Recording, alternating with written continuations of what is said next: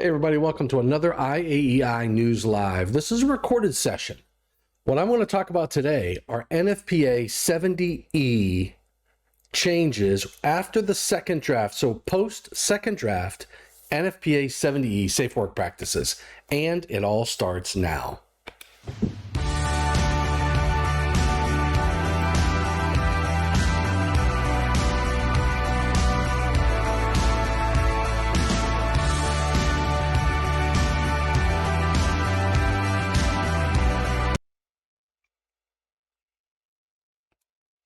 All right, welcome back.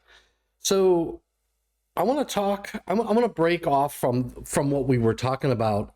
I think it's the last few IAEI News Live sessions where we were looking at that application for a couple reasons. One, I just want to break things up. But two, I want to bring, I think the next step in that discussion is on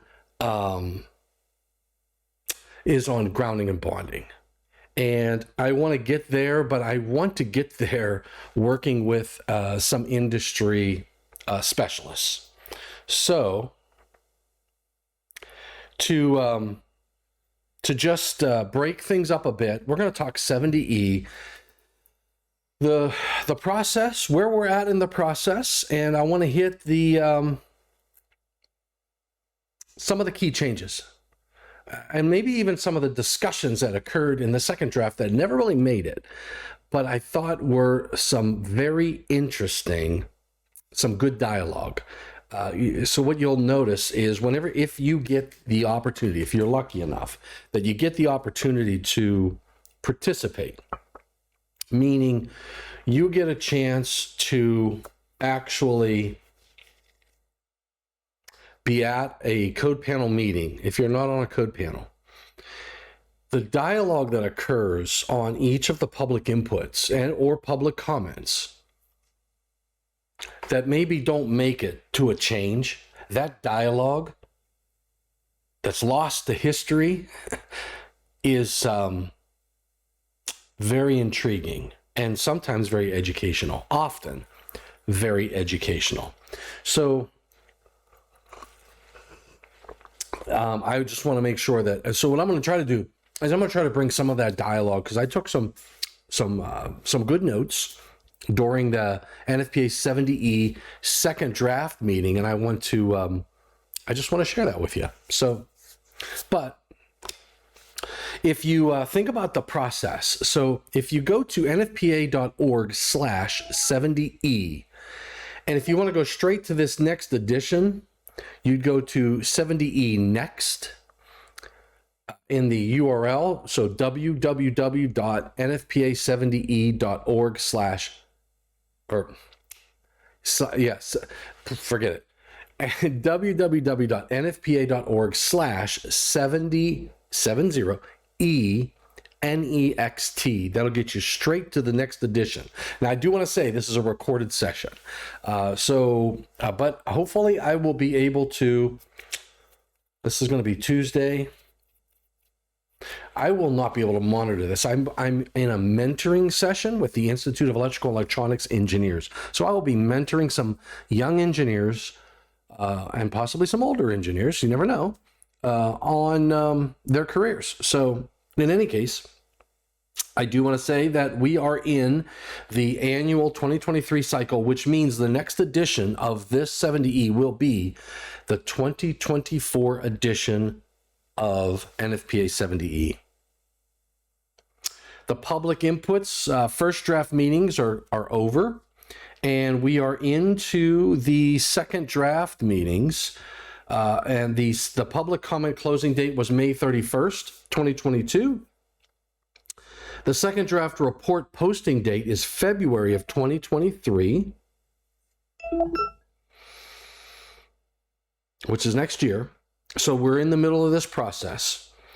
And then next year for the June annual NFPA meeting, NITMAM's notice of intent to make a motion. That closing date is March 28th, day before my birthday. And the posting date of all the notice of intents to make a motions, all of the NIPMAMs, will be May 9th. And then what happens is they have to certify those. So what will happen is a NIPMAM will be certified. And what do they mean by certified? You will have to meet some qualifications. And if you want to know what those are in the regulations.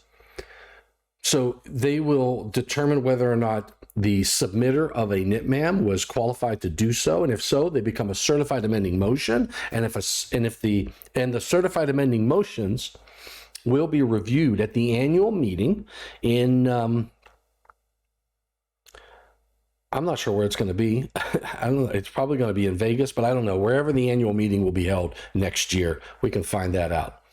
But in any case, that annual meeting, they will hear the arguments for those certified amending motions. If you were a member for 6 months or more, you will be able to vote on those certified amending motions from the floor, and then you begin a whole separate process. So what I will say is it gets harder and harder and harder to change the National Electrical Code, or any NFPA document once you get to the annual meeting. National Electrical Code, NFPA70E, and any other NFPA document that will be ushering in at that point in time.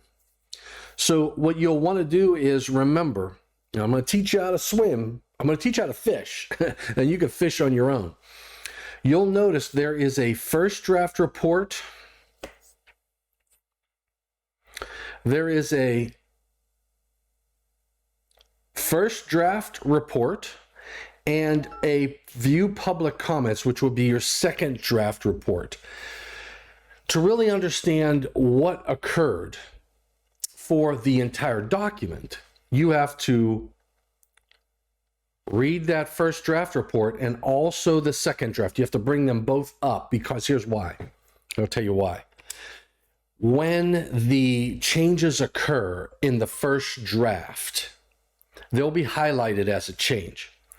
But if that change does not get commented on for the second draft or modified, there will not be in the public comments or the second draft report, there won't be an underscore or any indication that that has changed, because it changed in the first draft, not in the second. They treat each of these as their own separate document. And then the final edition will be comprised of both what happened in the first draft and the second draft. So to really understand the changes in NFPA70E or any of these NFPA documents, you really need to take a look at first and second draft. I'm going to fine tune in on the second draft changes. I will be mentioning things that have changed in each of these sections, but I do want to hone in on some of the dialogue that occurred at the second draft meetings on the public comments. So hopefully that will help. All right, so let's take a look at some of the NFPA70E 2024 changes. Okay, so the first thing to reference, there are 3 key documents that you should familiarize yourself with regardless of what NFPA document that you're looking at. One is the Manual of Style for NFPA Technical Committee documents. Now, the question you're going to ask is, where do you find some of these? Well, the Manual of Style is going to be a little bit different, but the NFPA NEC Style Manual, which is number 2 on the list, if you go to the document that you're looking for, NFPA70E, for example, you go to the current and prior editions. And if you scroll down where it says additional information, and you will probably have the show more, show less, you have to hit show more, and you'll see the NEC Style Manual. And you can view the NEC Style Manual. Now, to find the information on like the Manual of Style and the regulations. So items 1 and 3 on this list, the manual of style and regulations governing the development of NFPA standards. I'm going to walk through this with you live, and I have not prepped myself on this one. So we're going to do this together and see how well I do. I believe you go to technical committee, and then you'll see right here where it says you have this committee scope and responsibility. I will say that if you want to understand, like for the National Electrical Code, each of the code making panels, if you want to understand what each code panel governs, this is the place to go to. The book in the front of the National Electrical Code, they have these references, but this is the most up-to-date reference. And you'll see guidelines and classifications. Now, this is how I navigate to it. You may navigate to it separately or different. So these are all of your guidelines and classifications. So this is to tell you who can be on a committee. But once you get to this page, you'll notice, I'm going to take a snapshot so I can write on this, but you will notice I'm going to highlight in red, regulations and policies. How do I undo? I don't think I can do that. Delete. So regulations and policies, that's where I'm going to go next. And look at this. Okay, I'm going to go back to the other slide. So in here, item 3 is regulations governing the development of NFPA standards. And if you look at this screenshot, regulations governing the development of NFPA standards right there. So this is one of the 3 documents. So you had the style manual, you know where you saw to find that. And then you have regulations governing the development of NFPA standards, which is right there. Now we got to find the manual of style. Resources. All right, an introduction, manual of style. Look at that. There it is right there. Boy, I tell you what. For someone who did not prep on this, manual of style right there for NFPA technical committee documents. That is another important resource for you. Now, again, I would say you can also look at the resources that are on this page. Actually, I'm going to delete that screenshot.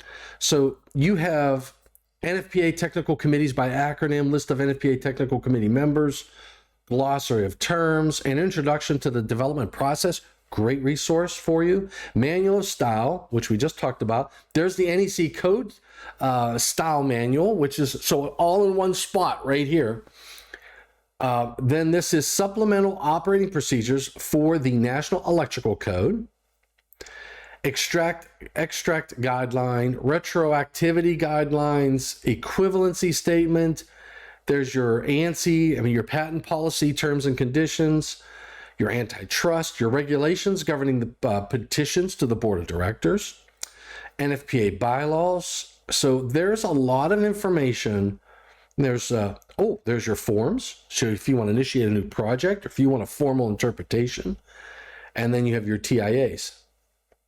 You can download quick facts. So it's under regulations and policies.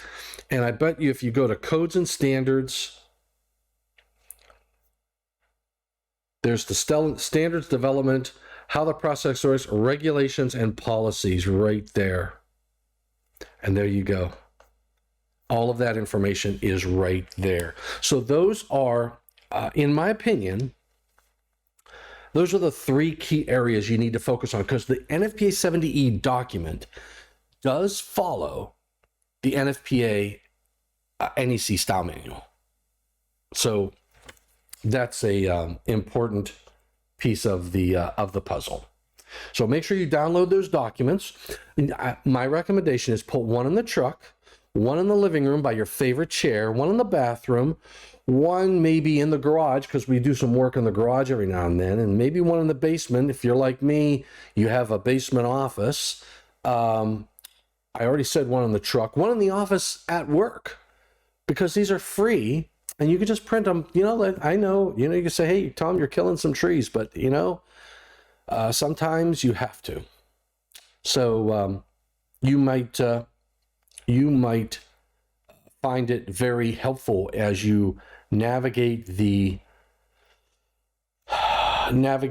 changes in the documents. All right, so manual of styles. Those are three key documents. Now, global changes. I will say the NEC style manual, just like we saw in NEC 2023, those same type of changes are occurring in the 70E document. So be mindful that 70E follows the NEC style manual. So one of the things, all definitions are moving to Article 100. And the style manual tells us we can't have parts or divisions inside of Article 100. So it's going to be alphabetically listed, front, top to bottom. There's probably going to be a lot of definitions in there. But all of those terms, we keep saying all the definitions are in, you know what? And I'm going to say definitions of terms used in 70E are moving to Article 100 because it's the term, the word. Also, the informational notes, 70E got a lot of love with regard to the informational notes.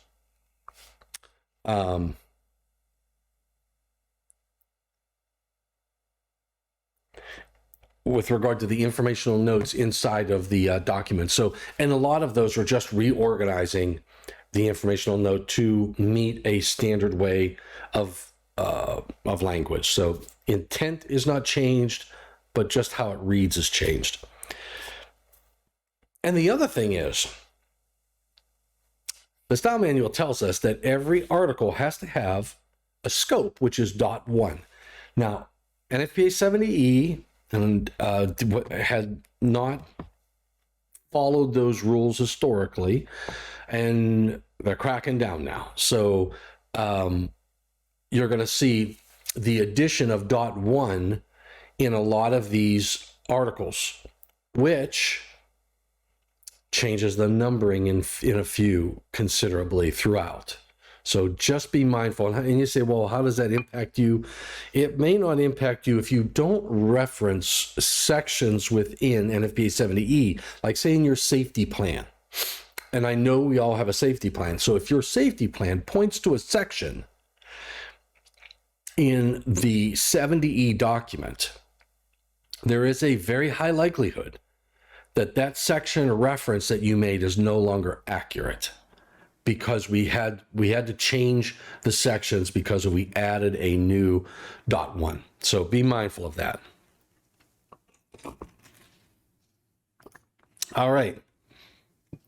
I'm gonna fix this. The other thing that was done, there was a discussion had regarding the word shock, and we use shock protection. We use shock protection. In various areas within this document, and we'll reference to shock. So there was a discussion that we need to have the word electric before the word shock, because it is an electric shock that you are thinking about or are trying to address. Not a, for example, I'm just trying to think of not a mechanical shock or a hit, a physical shock, or an emotional shock. We're honing in on an electrical shock. So you're going to see throughout the document various areas where they just added the word electric. In my opinion, does not change the intent at all anywhere. Do I think there was confusion? I don't think so. But they added some clarity, and it added a few words to the 70E document.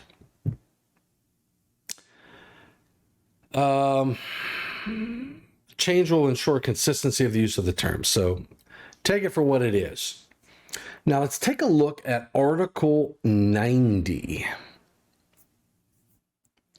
I'm going to open up, I'm going to do this. I'm going to do open in background, and it needs me to sign in. Remember, the sign in to view this information is all free. They just want to make sure that you have access on who you are. That's all. So when you go to the next edition, if you want to view the changes, it's going to ask you to create an account if you don't already have one.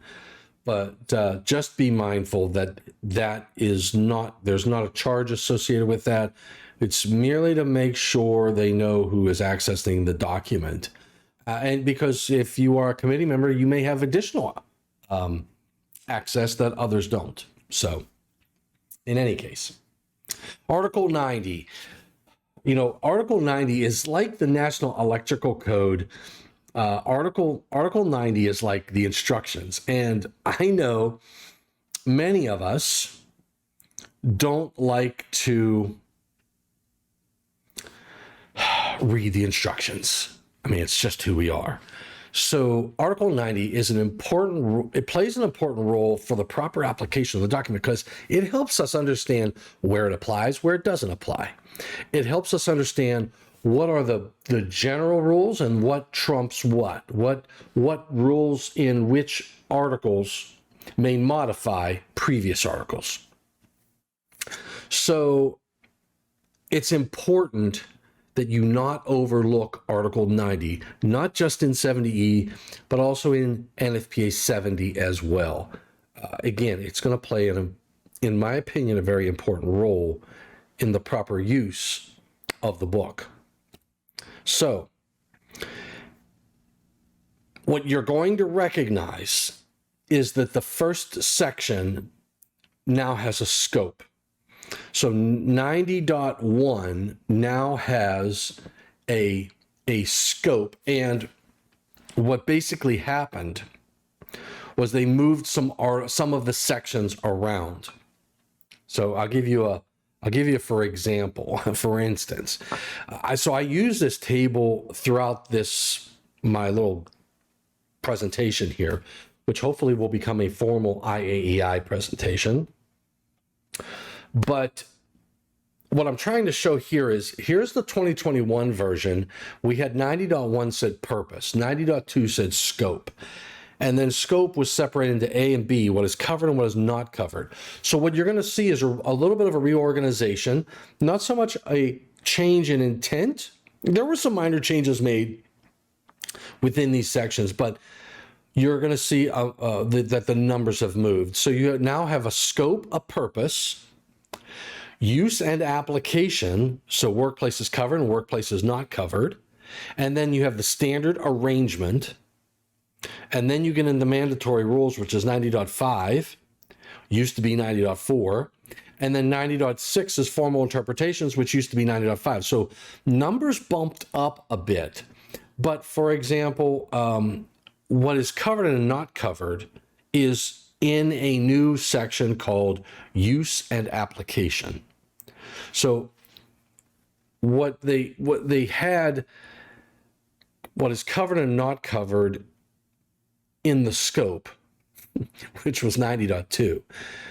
So you're seeing they titled things a little different. It says workplace is covered because what? This is a workplace safety requirements for the workplace. So they emphasized the concept of workplaces by putting it in the title that these are the workplaces that are covered and these are the workplaces that are not covered. So they wanted to make sure both of those were very clear. So you got workplaces covered, workplaces not covered.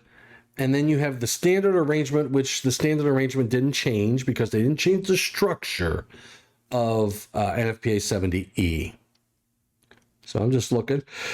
That was actually done in the first draft. Now,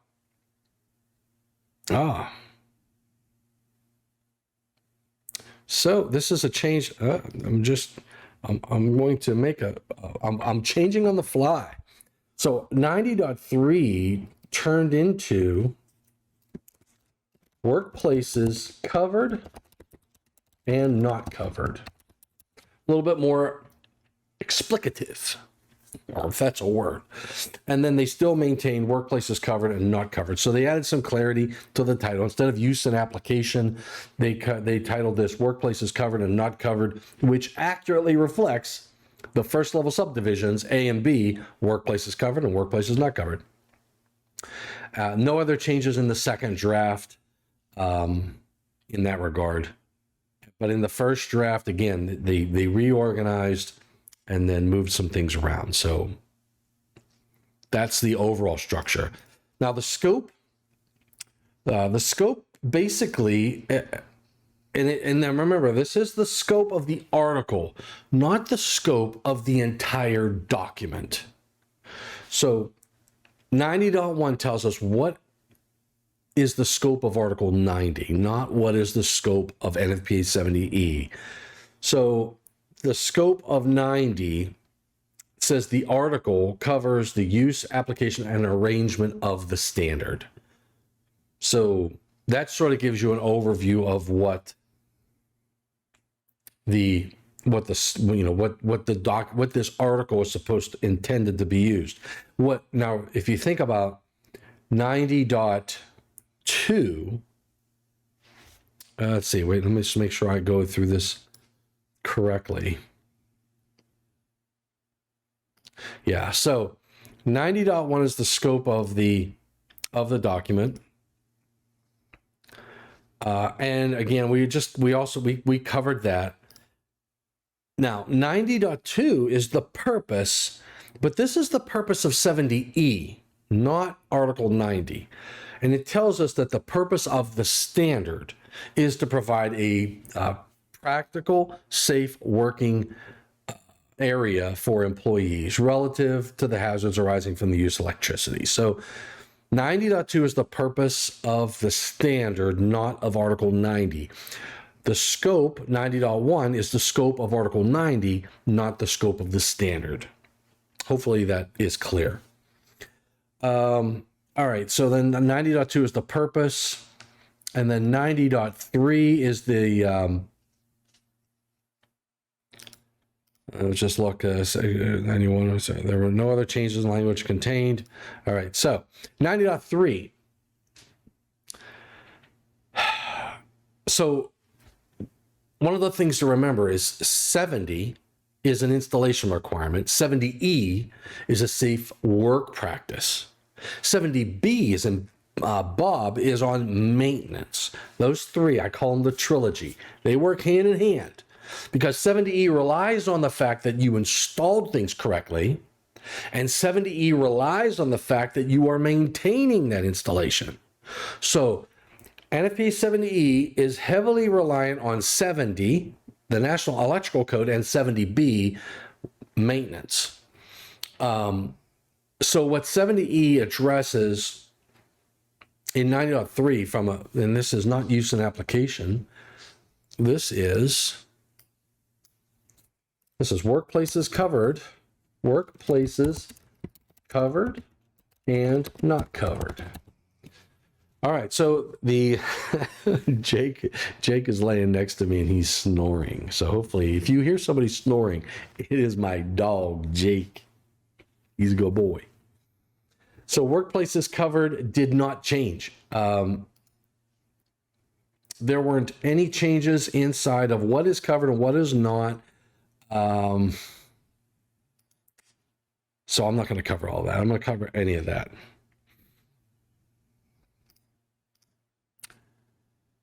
And I am going to do this.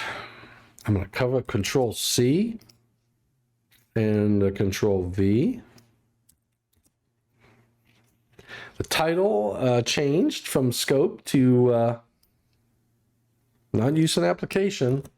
This is what happened in the second draft. So some of this was first draft, and I'm updating this to give you what happened in the second draft. So it changed to workplaces covered and not covered. The existing first level subdivisions A and B were renamed to workplaces. We already talked about that. And the remainder did not change. So let's take a look at 90.5. Jeez. My phone is lighting up.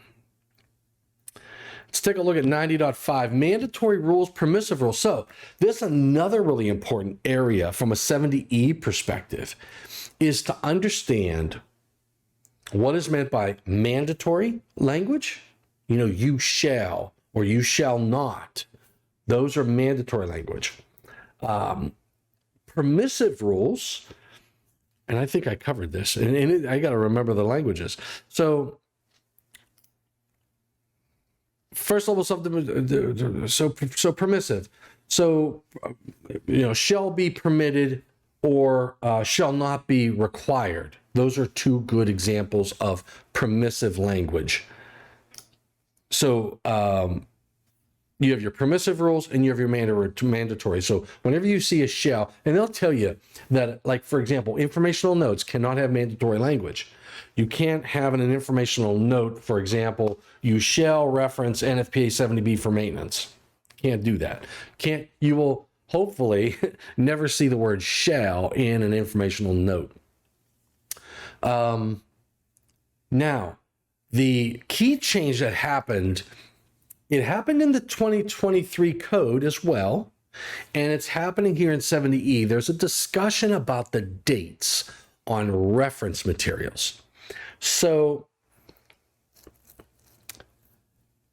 they added a text, unless the standard reference includes a date, the reference is to be considered as the latest edition of the standard. And I'll give you some examples. I will give you some examples.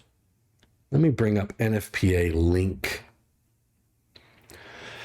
If you don't have a copy of NFPA link, I'm here to tell you, in my opinion, NFPA link is an invaluable resource. I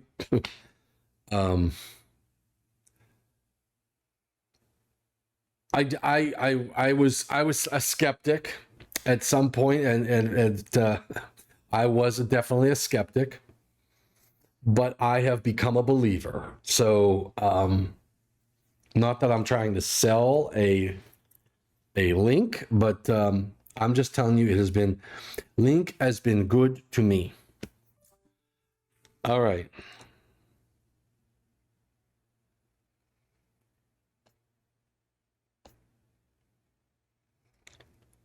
Here's an example, and I'm going to hopefully try to do this and only show a little portion, right?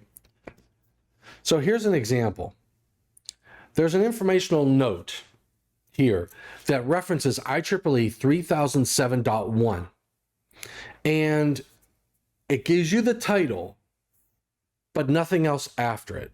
So based upon what they did in 90.5, the fact that there is no date on the end of this standard means that it is the latest version edition that is being referenced here. Now, here's where the debate came into play. There were those at the table that said, look, what happens if the reason you're referencing that standard or that document is because of specific language that's in there? If you don't put a date next to it, then it means the latest edition. And if it's the latest edition and you haven't reviewed the changes to make sure that why you're referencing it is still valid, then that's a concern. So, and then the answer to that was, really, I mean, if you think about it, then put the date in the text. If you're going to reference a document like IEEE 3007.1, put the edition of that document. Now, what I'm going to do is, that was in 110.5A informational notes. I am going to go to the second draft. I'm going to go to 110.5 110.5A, general, and just see if they added the date. 110.5, 100, 110.5,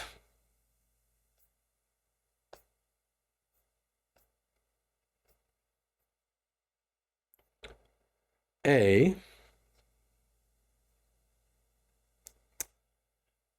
okay, 110.4.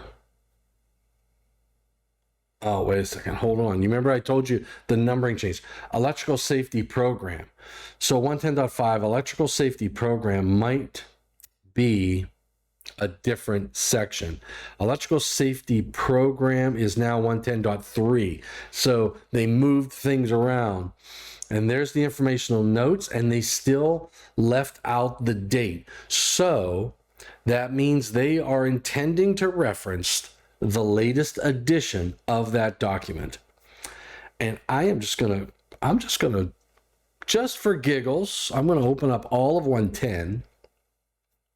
And I want to see if they added a date anywhere in this document.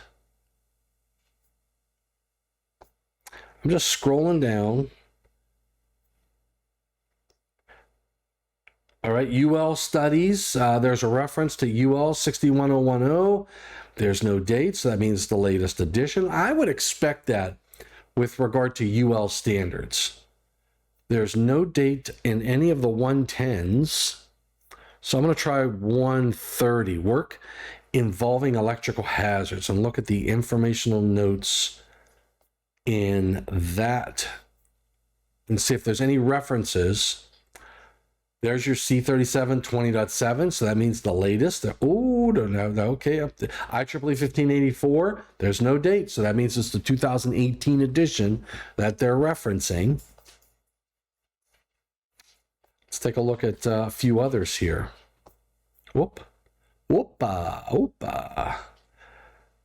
ASTM standards, no date. That means the latest edition.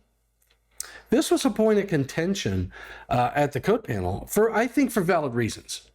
In my opinion, I think they should put dates on every one of these references and only change that date when you review it and make sure that there is still information in there that is pertinent to what you're talking about. I mean, I could come out with a new edition of a document, completely change the intent of that document, may or may not align with what you were thinking in the first place.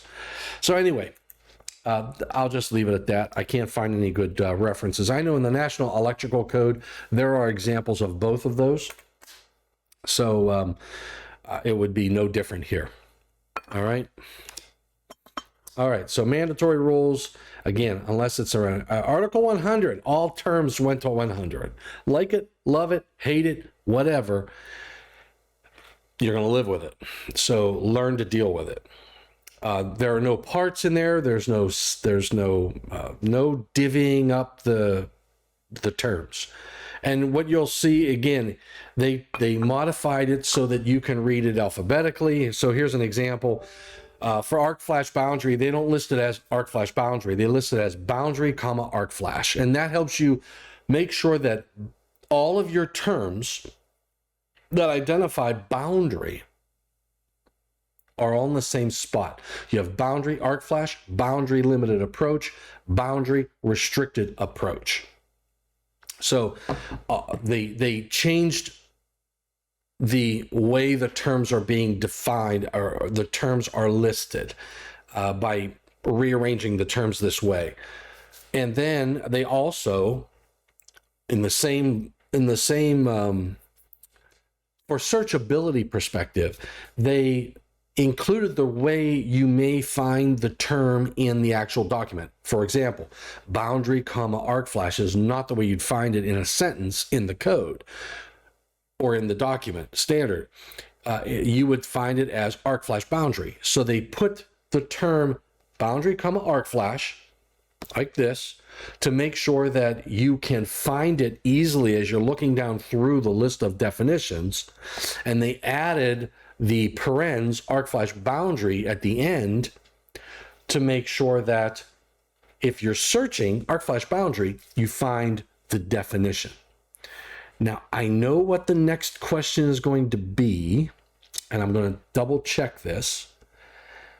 You will see extracted text. All right, so extracted text will have the parens, the brackets, 70:100. What that tells you is that that definition, whatever it is extracted from NFPA 70, Article 100. All right. Here's another one. If you see this at the end of your definition for the term that's being defined, that paren 320 tells you that that term and that definition only applies to that article. In this case, Article 320. So, and that's the same as the National Electrical Code. These are all style manual changes. So I'm going to just see if there's any other. So we talked about the article ownership, and we talked about extracted text. And I think that's pretty much it. All right. All right, so then here's just two other examples. You have boundary, hearing protection boundary.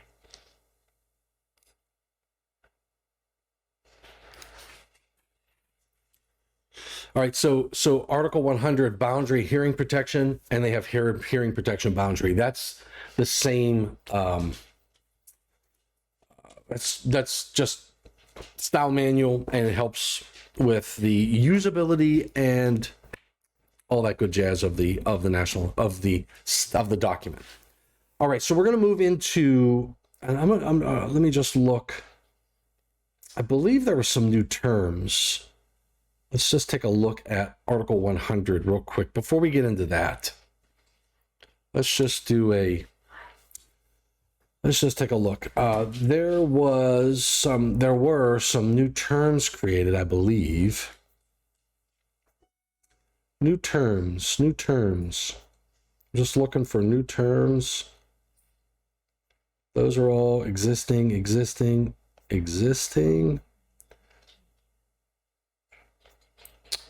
Pilot cell.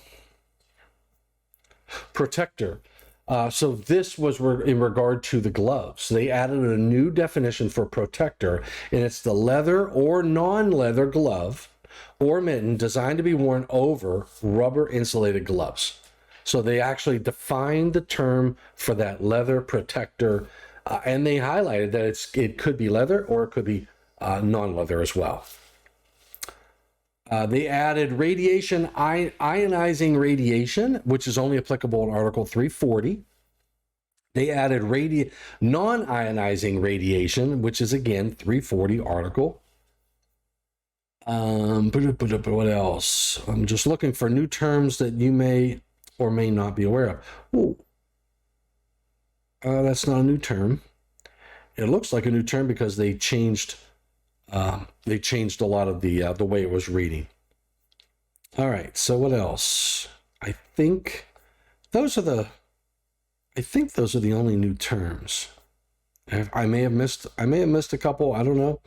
I'm just scrolling up through and seeing what they removed thermal contact hazard, which used to say a source of possible injury or damage to health associated with current through conductive tools or jewelry.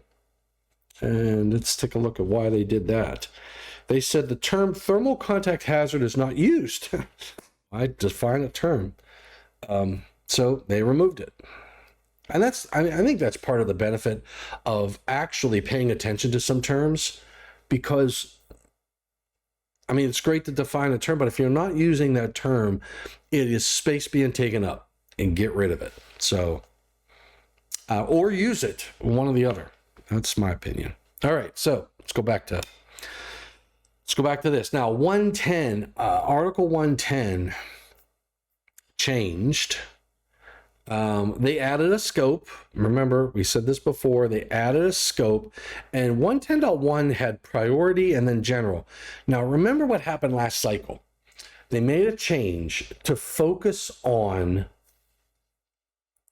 the priority. They want to, remember they want to make sure that establishing an electrically safe work condition is your priority one. That was the focus.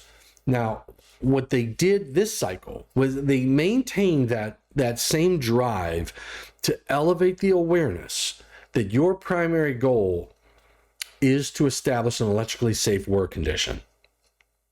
So what they did was they added a scope, which basically just said the article covers the general requirements for electrical safety related work practices, which is basically regurgitating the title, but it meets the requirements of the style manual. And then in 110.2, which is now electrically safe work condition, tell me that's not emphasizing that you want to establish an electrically safe work condition. I know 110.1 said priority, and they said, in the previous edition, let's go to link. 110.1 said hazard elimination is your first priority, right? So what they're saying now is 110.2 is you're establishing an electrically safe work condition. So that's elevating the awareness that that's what you want to be doing. And they separated that into three first level subdivisions. A is policy, and B is when required, and C is requirements until established. So they are, in a way, maintaining that importance of establishing an electrically safe work condition and raising the awareness that has to be game one. That's job one.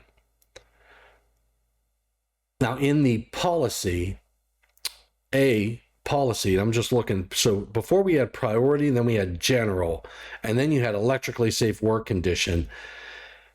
They didn't combine anything. So you have your energized work, which is now a part of this. You have your electrically safe work condition, which is a part of the electrically safe work condition. So they establish a policy. They say the employer shall establish, document, and implement an electrically safe work condition policy that first requires hazard elimination to be the first priority. So there's your priority in the implementation of safety-related work practices. So it's still up there.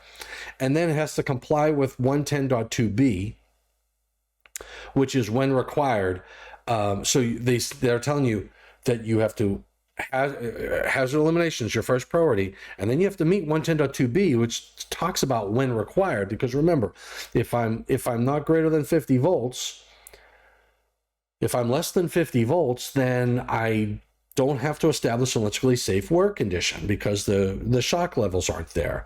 And they go into those details. They tell you that energized work conductors and parts operating at voltages greater than or equal to 50 volts have to be put into a safe work condition before the employees perform work.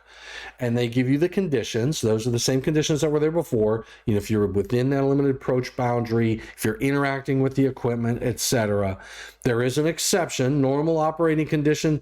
Normal operation of electrical equipment is permitted where normal operation condition exists. This is your out for, say you have equipment that's properly installed, it's properly maintained, it's rated for the available fault current, it's used in accordance with the instructions. So the doors are closed and secured. All the equipment covers are closed and secured, and there's no evidence of impending failure. So this is that panel board, that switchboard where you're going to operate a circuit breaker that's in good condition. You've met all of these requirements, then turning it on and off, functioning, looking at the displays, etc., are not considered activities that need you to place them in an electrically safe work condition. But if you're not maintaining them, there's question. If you're not doing something per the manufacturer's instructions, there's question, right? So follow, I think, in my opinion, it's really important for us all to understand 110.2, electrically safe work conditions, the policies. We have to have our policies in place. If you're an owner, got to have your policies in place. But as an electrical worker, it's really important to understand when it's required to put things into an electrically safe work condition. And there's a few other exceptions. Energized disconnect convenience. So there's none of those exceptions change. So I'm not going to. This isn't a 70E training class. This is this is what changed. So they move things around. Then they have requirements until established. So they tell you that electrical conductors and circuit parts shall not be considered to be an electrically safe work condition until all of the requirements of 120.2 through 120.6 have been met. Now, the problem I have, so here's the thing. What's funny is and this was a change. What they had in there before was they said, remember what Article 120 is all about, establishing an electrically safe work condition. So what this used to say was that you have to consider, that you can't consider what you're working on to be in an electrically safe work condition until all of what you have in the requirements of Article 120 have been met. But the style manual tells us we can't reference an entire article. So what they did was 120.1 is a new scope, right? And they just said, okay, if I can't reference a whole article, then I'm going to say meet the requirements of every section that's in there, 120.2 through 120.6, and there's only 6 sections. 120.6 is the last section. So they said the same thing without saying the same thing, if that makes sense. Semantics. So they got rid of the reference to Article 120 and they referenced all of the sections outside of the scope. Haven't changed the intent though. You got to meet, the important thing to remember is you have to meet all those requirements in 120, in Article 120 to make sure that you've established an electrically safe work condition. All right. So that's basically the big gist behind the changes in 110 are not technical in nature. They didn't change the intent. They simply reorganized things for usability, and usability is an important aspect of electrical safety. If I can't understand the document, then I can't effectively implement the requirements of the document. So usability, readability are very important, and a lot of panel members might just get frustrated with the fact that, boy, we're just reorganizing things, and now I've got to change my references. But again, clarity plays a key role in electrical safety. All right, so 110.1, again, they added a scope, and that's the NEC style manual. There's the section, there's your reference, 2.2.1. If you want to understand what the style manual requires, open it up. It's a free download off of NFPA's website. I showed you where it was at. Go back to the beginning of this video, take a look at it, and you'll see section 2.2.1. Read it. I'd highly encourage you to read the entire NEC style manual. You may learn things about the document that you did not realize. 110.2, we already talked about this, and what the changes are. Comments phase, Annex F, 110.2. 110.2, comment phase revised Annex F to inform, so, there was a reference to Annex F. So instead of saying Annex F, we say informative Annex F because that's what it is. It's an informative Annex F. All right. Section 110.2, 3, and 4 are now included in a single section, 110.2, which is I just covered with you. So they took the existing requirements from 110.2, 3, and 4, and they organized them.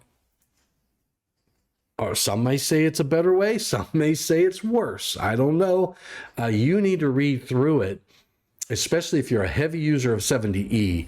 Read through what they did in 110.2 and tell me if you think it's better or worse. I've heard both sides of that story. I'm not going to I am not going to corrupt your thinking by telling you what people said negatively about it. I want you to read through it and, leave a comment to this video and tell me if you think it was a good change or a bad change, and tell me why. Love to hear your feedback on that one. All right. And they moved. Remember before it was priority. They said that it should be your priority to establish electrically safe work condition. It should be your priority to remove the hazards. Now it's a policy, and they felt that the discussion at the code panel was they felt that the word policy was very important. All right, they renamed from general to requirements until established. Man, these are some of the changes. You can pause this and read through some of my notes on this, but that's sort of what's going on there. All right, now we're going to move into 110.3, electrical safety program. Everybody has to have an electrical safety program. And the employer has the responsibility to develop that safety program. So 110.3 is basically 110.5 with the same title. So this is one of those cases, because they moved things around. If your safety program says, hey, I'm developing this safety program because it's required to develop it as per 110.5 of NFPA70E, that is now going to be 110.3. Not a big change, but you don't want to discredit your document, which might be superb. If you have OSHA or somebody reviewing it and they look at the references and they go, all of these are wrong, and it could put yourself in a bad light. All right.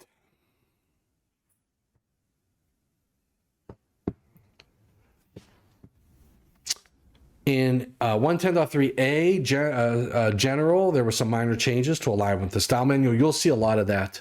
Remember, it could be informational notes, could be just how something is worded. They're not changing the intent. That's a critical piece of the pie. Condition of maintenance. Discussion during second draft regarding 70B and the end goal of this section.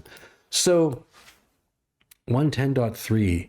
110.3 is separated into general, inspection, condition of maintenance, awareness and self-discipline, electrical safety program principles, electrical safety program controls, electrical safety program procedures.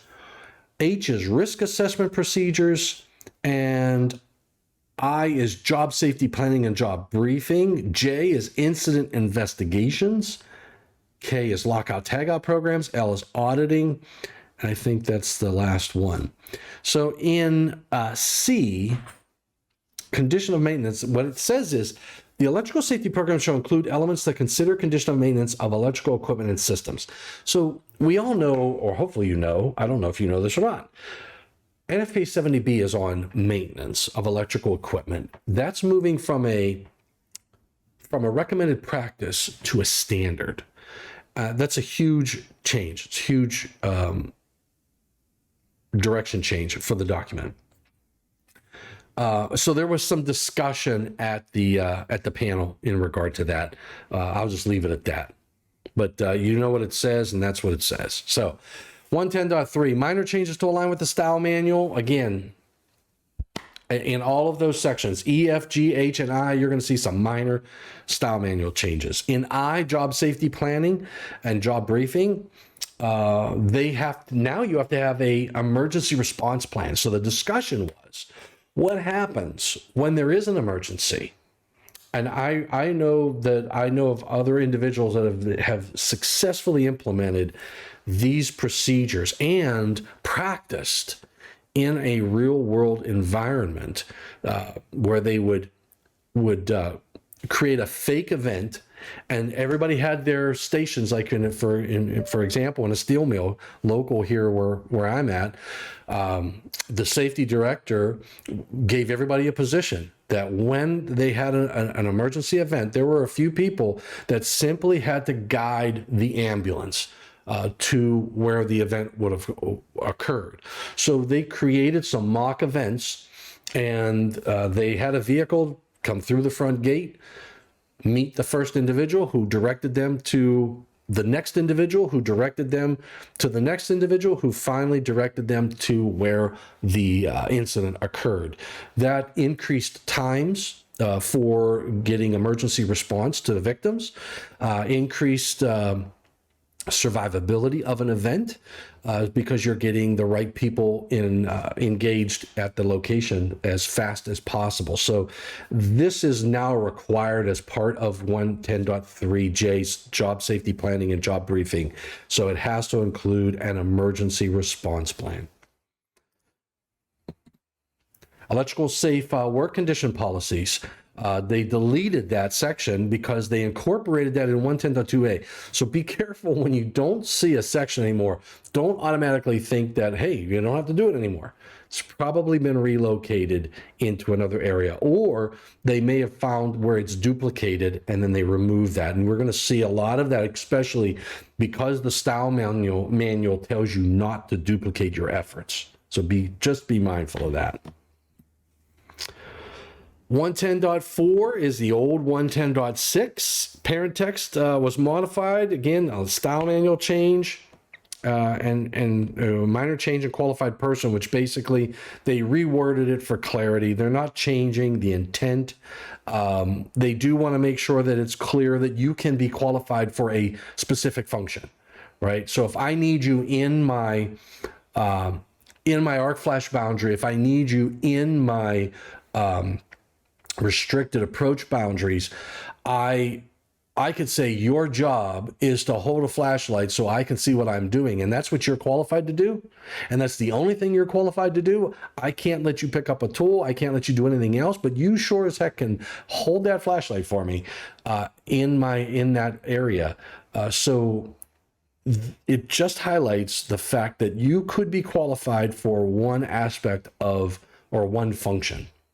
Right, so you might be qualified, for example, to drive a car, but you're not qualified to drive an 18-wheeler, that type of deal. So I don't think it's anything major. I think it just adds clarity. Again, some reference changes were made in 110.5. In B, rating informational note was modified. Again, style manual. And 110.8 GFCI protection. GFCIs are required to be listed. We made that change over in the National Electrical Code as well. And a lot of people I thought they were required to be listed already. Not necessarily. But we're all looking for that listing mark, which I don't think it makes any change, in my opinion. Again, style manual changes. Outdoors, 125 volts changed to 120 volts.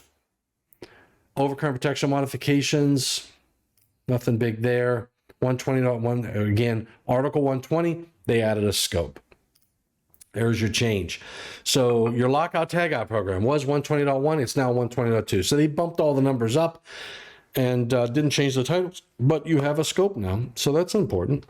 I hope you're happy. 130, similar thing. They added 130.1 for scope. That means 130.1 general, but they just simply replaced general with scope. 130.2 stayed the same all the ways down through to 130.12, and they made some minor changes to the title of 130.12, electrical conductors and circuit parts. And I do want to say in 130.4, I want to cover in 130.4, there's some alignment being made with OSHA. So in 130.4, you're going to see some added voltages. I guess the key takeaway is OSHA 29 CFR 1910.269. You should go read that section. The shock protection boundaries. There was the contents of 29 CFR 1910.269 influenced changes on the shock protection boundaries. It added another voltage parameter there, another voltage grouping. It also there's some things I learned about that section, because the approach boundaries are driven by tables from OSHA. right? So, and what they did with some of the boundary dimensions, lengths, distances, was they based it off of calculation, which was, say, we cover most of what you're dealing with.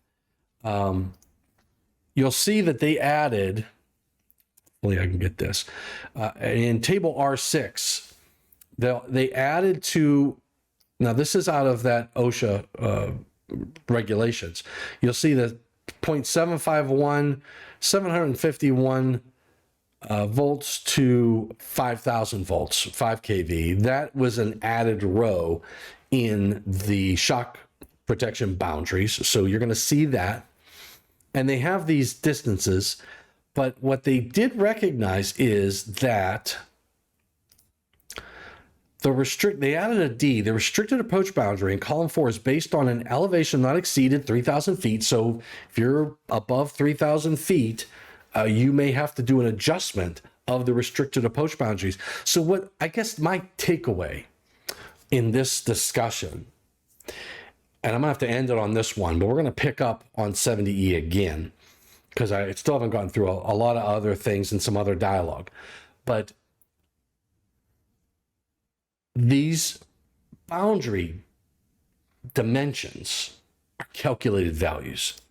And if you go to table R3, they got the minimum approach distances, and they have these voltages, and you'll notice there's a calculation, M plus D. So the minimum approach distance, M is 0.31 meters for voltages up to 750 and 0.61 meters otherwise.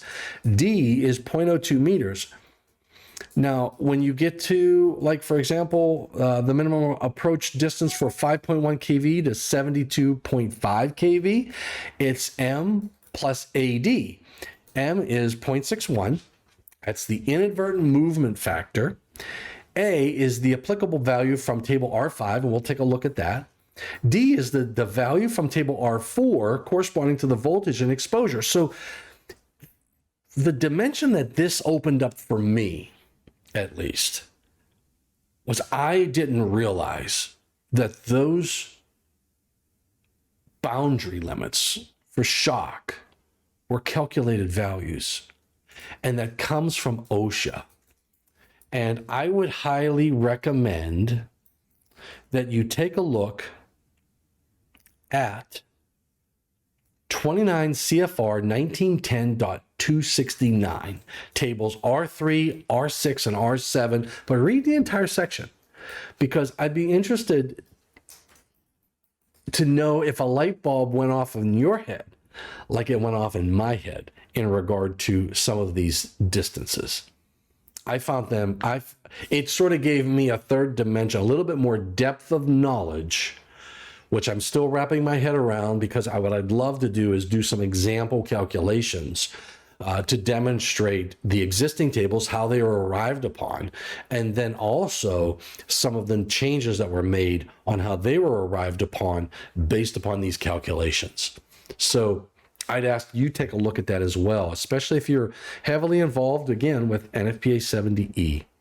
All right, so that brings my session here to an end. I've gone through my hour. I didn't get as far as I wanted to get, but I got as far as I could get based upon all of the changes and whatnot that have happened in 70E in the second draft. We'll continue our discussion. If I can't get my grounding and bonding guy by next week, we'll continue this discussion on 70E, second draft changes, and where we're at in the process. But if I get my grounding and bonding person ready, we may go live and talk to that individual. I'm hoping to secure Paul Dabrowski. So if you're out there listening, Paul, I'm on your heels. I'm going to be looking for you. He's the guru we need for our discussion and grounding and bonding on that example application. All right, everybody. Thanks again for hanging in there for an hour. I appreciate what you do for the electrical industry, and especially what you do for electrical safety. Please stay safe and please stay healthy. See you next Tuesday.